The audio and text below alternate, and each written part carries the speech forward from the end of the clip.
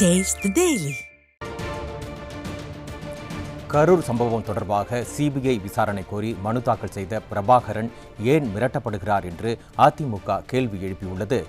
இது தொடர்பாக அதிமுக தலைமை கழகம் வெளியிட்டுள்ள அறிக்கையில், கரூர் டெரஜரி தொடர்பாக சிபிஐ விசாரணை கோரி வழக்கில் தாக்கல் செய்த தன் குடும்பத்தில் இருவரை இழந்துள்ள பிரபாகரன் செல்வகுமார் என்பவர் தொடர்ந்த வழக்கின் கோரிக்கையின்படியே சிபிஐ விசாரணைக்கு உச்சநீதிமன்றம் உத்தரவிட்டுள்ளது என்று அதிமுக குறிப்பிட்டுள்ளது.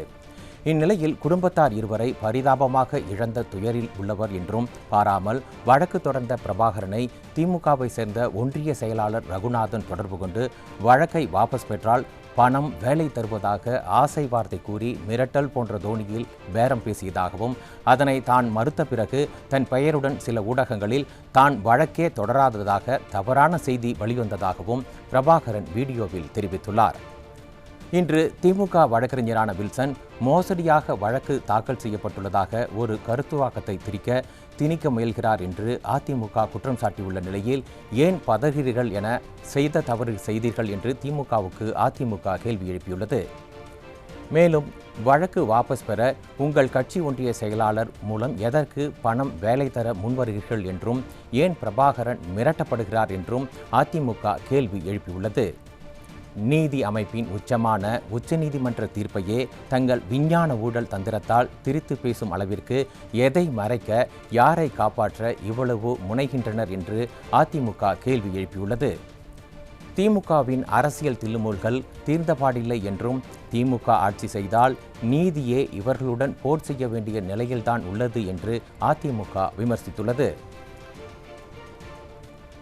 வழக்கு தொடர்ந்த பிரபாகரன் தனக்கும் தனது தாயாருக்கும் பாதுகாப்பு வேண்டி காணொலி வாயிலாக கோரிக்கை வைத்துள்ளார் என்றும், அவர்களுக்கு சிறு கீறல் விழுந்தால் கூட அதற்கு இந்த ஸ்டாலின் மாடல் திமுக அரசுதான் முழு பொறுப்பேற்க வேண்டும் என்று அதிமுக வலியுறுத்தியுள்ளது.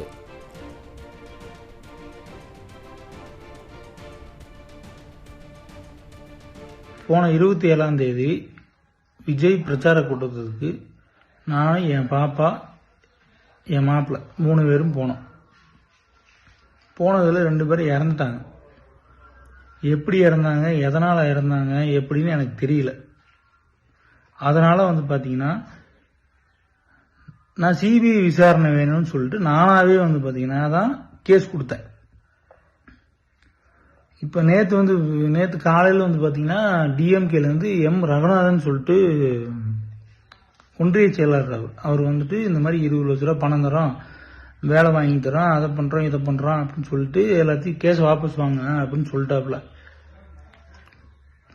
நான் சரின்னு சரி நான் கேட்டுட்டு நான் சொல்கிறேன் அப்படின்னு சொல்லிட்டு அனுப்பிச்சி விட்டேன். இப்போ பார்த்துட்டிங்கன்னா காலையில் நியூஸில் இந்த மாதிரி போகுது, பிரபாகரன்றவர் இந்த மாதிரி கேஸே ஃபைல் பண்ணல அப்படின்னு சொல்லிட்டு போகுது. நான் தான் கேஸ் ஃபைல் பண்ணேன். இந்த மாதிரி என் பேர் தான் போடுறாங்க. பிரபாகர் எல்லாம் கேஸ் கொடுத்ததே தெரியாத மாதிரி போடுறாங்க. அதனால இவங்க இந்த மாதிரிலாம் பண்றவங்க வேற என்ன வேணாலும் பண்ணலாம். நானும் எங்க அம்மாவும் மட்டும்தான் இருக்கு இப்ப என் குடும்பத்துல. எனக்கும் எங்க அம்மாவுக்கும் உயிருக்கு உத்தரவாதம் வேணும். இவங்க இதெல்லாம் பண்றவங்க என்ன வேணா பண்ணுவாங்க.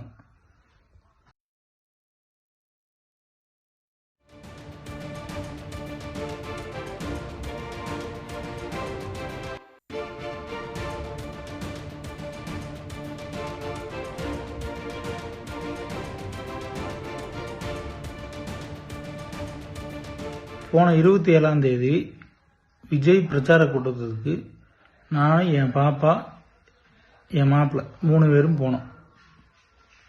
போனதில் 2 பேர் இறந்துட்டாங்க. எப்படி இறந்தாங்க, எதனால் இறந்தாங்க எப்படின்னு எனக்கு தெரியல.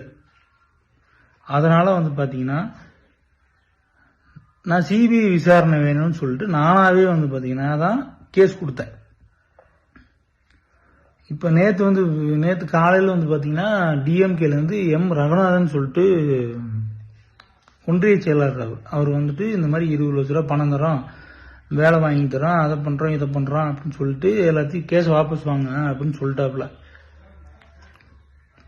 நான் சரின்னு சரி நான் கேட்டுட்டு நான் சொல்கிறேன் அப்படின்னு சொல்லிட்டு அனுப்பிச்சி விட்டேன்.